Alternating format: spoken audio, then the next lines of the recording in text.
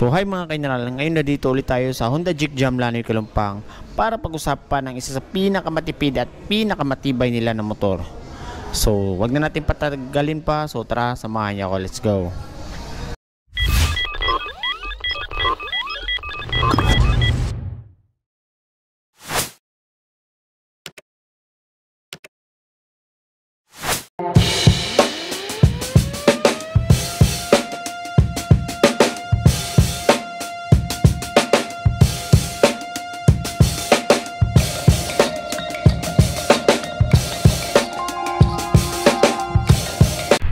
Walang iba mga kaineral kundi ang Honda Wave RSX yan.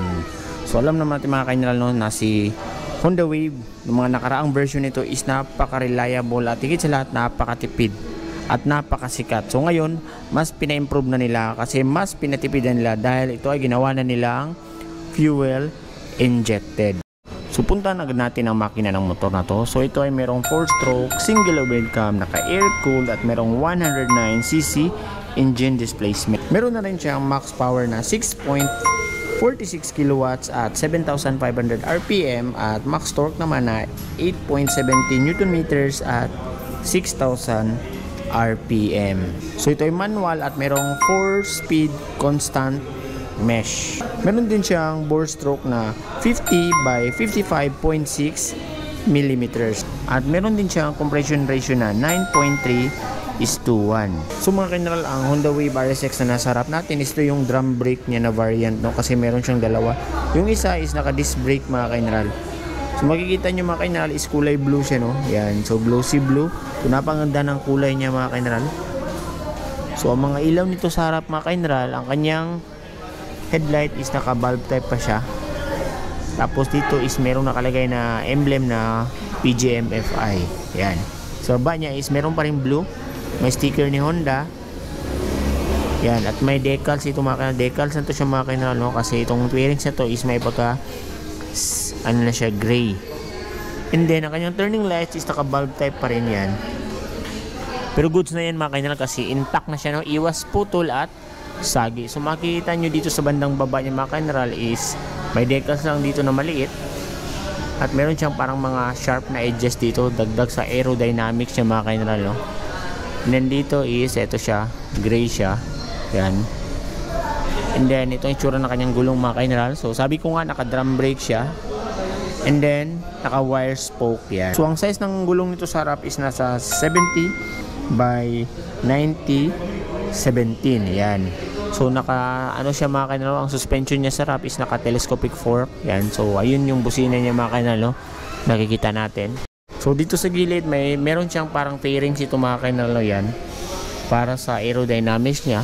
So hindi naman talaga mawawala yan kasi ganyan talaga ang tatak ng mga Honda Wave. Meron siyang parang fairings dito sa gilid. And then dito sa mga nagkatawan niya mga kaineral is ito yung nakalagay na decals na sport na blue. Tapos may gray Honda. Yan. And then dito is napakahaba no. Yan, decals. Tapos may nakalagay na RSX. So majority ng kanyang body mga kaineral is may pagka blue na siya. So maganda yung pagka blue niya mga kaineral no? Kasi glossy. Yan. Isa rin sa nagustuhan ko sa motor na to is meron pa siyang kickstart. Even kahit na FI na siya is hindi pa rin nila tinanggal ito. Kaya good siya sa mga tao na takot mawala ng kickstart. So sa mga pindutan niya mga kaineral is napaka basic lang no. So may high beam, low beam, busina, tsaka turning light. So sa right side naman is nandito yung kanyang electric start. So ang kanyang meter panel mga kaineral is ano pa siya no, analog yan. So nandito yung kanyang gear indicator, and then speedometer, odometer, tapos high beam, low beam, tapos meron na rin siyang check engine dito, tapos neutral indicator at sa kanyang fuel indicator. And then may emblem lang ni Honda. So napaka-simple pero napaka-premium tingnan. Ito na may tsura ng kanyang upuan. So malapad na siya mga kaineral. Goods na rin sakyan. At the same time, hindi rin madulas ang kanyang upuan. May tsura ng kanyang gulong sa likod mga kaineral. So ang kanyang suspension sa likod is naka twin shock siya no yan. So dalawa. And then naka drum brake pa rin ang braking system at naka wire spoke na siya. So ang size ng gulong nito sa likod is nasa 80 by 90/17. So hindi pa siya tubeless mga kaineral no. And then maganda na rin yung kanyang itsura ng kanyang tambucho. So meron siyang napaka habang heat guard na stainless. So premium looking na rin siya. Isa rin sa nagustuhan ko sa kulay nito mga kainal is itong dito banda, no? So litaw na litaw yung parang apakan ng ating angkas. So dito sa kabilang banda mga kainal is may nakalagay dito na sticker na PGM FI. Yan. And then ito na may tsura ng kanyang kadena mga kainal. So maganda siya kasi meron siyang takip. So iwas disgrasya tayo at iwas yung minsan kasi yung may mga angkas tayo na mahaba yung mga damit. So plus factor na ito mga kainal. Goods na goods para sa safety feature ng ating motor. Ito na may tsura ng likod niya mga kainal, no? So ang turning light niya is naka bulb type pa rin, pero maganda na rin siya kasi intact na siya, no? Kasama na siya sa ating tail light. Iwas putol at sagi. So naka bulb type pa rin yung kanyang brake light sa likod. And then may reflectorize dito at ito yung tsura ng kanyang lagayan ng plaka. So may nakalagay na Honda na sticker yan.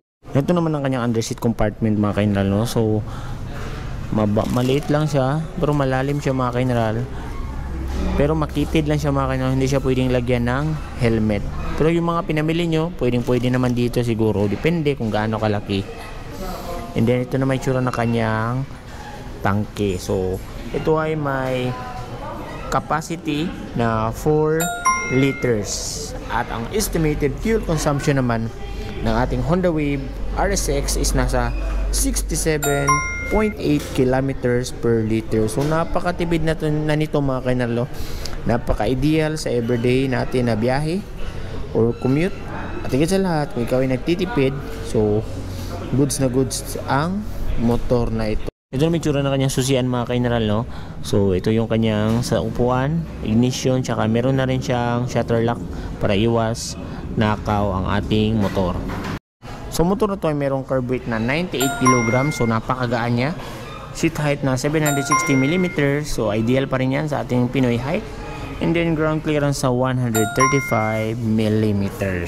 So yun mga kainal, no? So maganda ang motor na to sa mga beginner, no? Lalo na sa nagbabalak mag-practice ng manual kasi beginner friendly siya, tsaka napaka basic lang dalhin at napaka dali lang din isingit sa traffic, no? Ngayon alamin na natin kung magkano na nga ba si Honda Wave RSX ngayong 2024. Let's go. So ang presyo ng Honda Wave RSX ngayong 2024 mga kainal, ito siya. So ang cash price niya is nasa 65,000 pesos yan. So pwede ka mag down payment ng 2,000 pesos at 36 months monthly installment na 3,066. So may rebates pa siya na 200, so papatak ng 2,800 siguro mga kainal, more or less. So yun. So yun lang mga kainal, no? Again, kung umabot ka sa part ng video na to is gusto kong magpasalamat sa patuloy na panonood at suporta sa ating munting YouTube channel. So yun lang mga kainal. Stay safe, ride safe. Bye general. Bye bye.